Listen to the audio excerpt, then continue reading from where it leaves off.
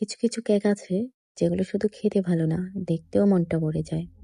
আজ আমি বানাচ্ছি নরম বাটারি আর পলে ভরা একটা ক্লাসিক ফুড পাউন্ড কেক। চা বা কফির সাথে একদম পারফেক্ট। শুরুতে নিয়েছি কিছু মিক্সড ড্রাই ফ্রুটস, অল্প কিছু শুকনো ময়দাতে খুব ভালোভাবে মিক্স করে নেব। তারপর ফ্রুটসগুলোকে খুব ভালোভাবে ছেঁকে নিয়ে রেখে দিব এক পাশে।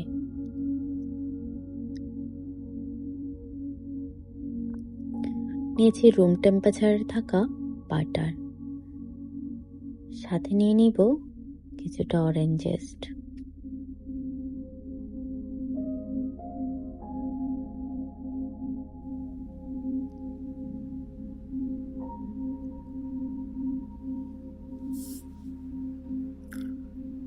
তারপর দিয়েছি পাউডার সুগার।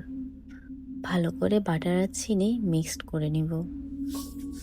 তারপর ভালো করে বিট করে নিব কিছুক্ষণ, যতক্ষণ না মিশ্রণটা হালকা আর প্লাপি হয়। এই ছোট্ট ধাপটা কেকে করে তোলে একদম সফট আর ময়েস্ট। এখন ডিম যোগ করছি। ডিম দেওয়ার পর মিশ্রণটা সুন্দর করে বিট করে নিচ্ছি। দেখুন টেক্সচারটা কতটা স্মুথ আর ক্রিমি হয়ে গেছে। দিয়ে দিচ্ছি ভ্যানিলা এসেন্স। আরও কিছুক্ষণ বিট করে নিতে হবে। এবার সবগুলো শুকনো উপকরণ নিয়ে নিচ্ছি। আমি সবগুলো উপকরণের নাম পরিমাপ পিন কমেন্টে দিয়ে দিব। সবগুলো উপকরণ নেওয়া হয়ে গেলে খুব সুন্দর করে ছেঁকে নিতে হবে এবং খুব আলতো করে ব্যাটারের সাথে মিশিয়ে নিচ্ছি। এই জায়গায় ধীরে কাজ করাটা খুব জরুরি, তাহলেই কেক হবে পারফেক্ট। তারপর দিয়ে দিব অরেঞ্জ জুস, ভালো করে মিক্স করে নেব। এখন আসছে সবচেয়ে রঙিন অংশটা, মিক্সড ড্রাই ফ্রুটস। এই ফলগুলো কেকের প্রতিটা বাইটে নিয়ে আসবে আলাদা আলাদা স্বাদ। ড্রাই ফ্রুটসগুলো দিয়ে আলতো করে মিশিয়ে নিব।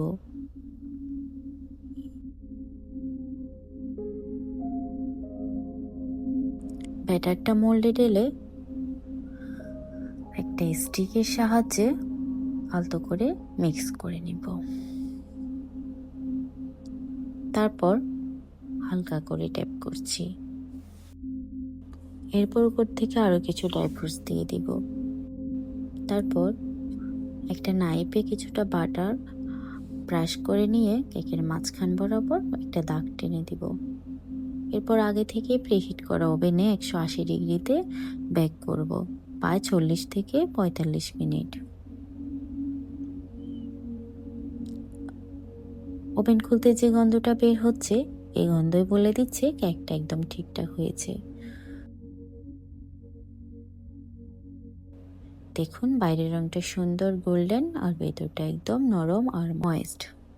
প্রতিটা স্লাইসে আছে ফলের ছোট ছোট চমক। এই ফ্রুটস পাউন্ড কেক শুধু একটা কেক না, এটা আসলে একটা ফিল গুড ডেজার্ট। ভিডিওটা ভালো লাগলে একটা লাইক দিতে ভুলবেন না। কমেন্টে জানাবেন কেমন লাগলো। এমন আরও সুন্দর সুন্দর রেসিপির জন্য আমার পেজটা ফলো দিয়ে সাথেই থাকুন। দেখা হবে পরের ভিডিওতে। Thanks for watching.